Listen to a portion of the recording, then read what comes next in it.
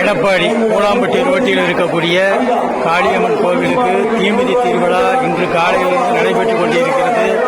பொதுமக்கள் அனைவர்களும் பக்தர்கள் அனைவர்களும் அவர்களது வேண்டுதலை நிறைவேற்றிக் கொண்டிருக்கிறார்கள்.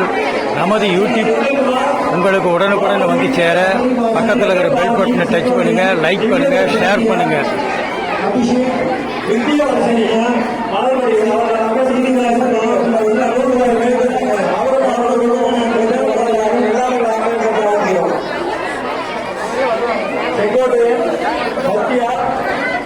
அபிஷேக் சாமி அவர்கள் முன்னுக்கும் அவர்களுக்கும் ரூபாய் வழங்குகிறார்.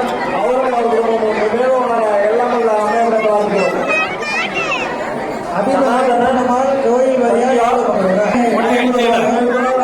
மூஞ்ச காட்டு, மொட்டை அடிச்சது மூஞ்ச காட்டு.